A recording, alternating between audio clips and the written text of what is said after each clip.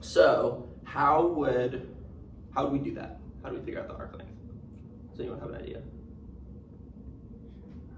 It's okay. It's like it's once I tell you, it'll be like, yeah.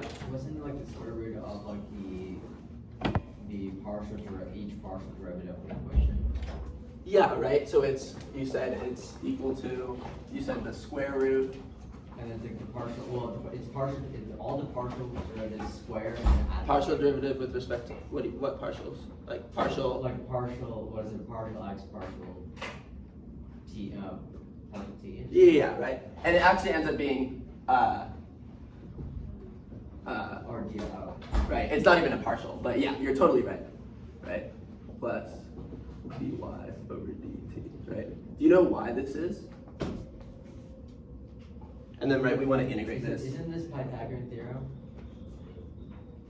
Right? Because isn't this Pythagorean theorem? Because it's c is equal to, c is equal to the square root of a squared plus b squared. Yeah, it does. There is a Pythagorean theorem in this. Do you know what this represents?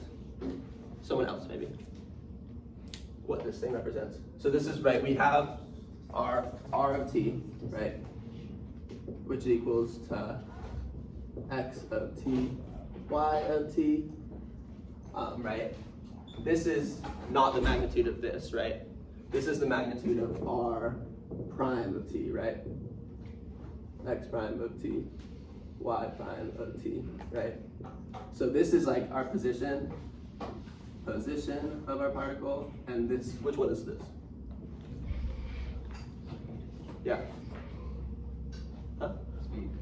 This is the velocity, right?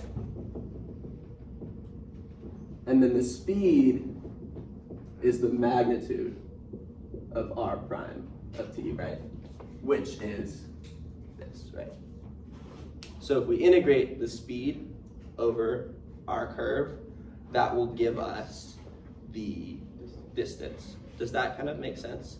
One way you can think about it is like the simplest integral you can do is integrating like a constant, right? So if I go in a straight line and I go 60 miles an hour for an hour, right? I've gone 60 miles, and 60 miles an hour is my speed, right? Because I don't care about the direction.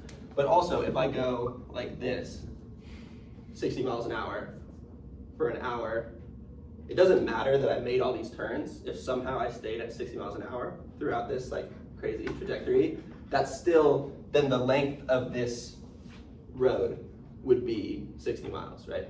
So that's kind of what we're doing here. We don't care about the direction, we just care about the speed that we're going. And when we integrate that speed, then that gives us the,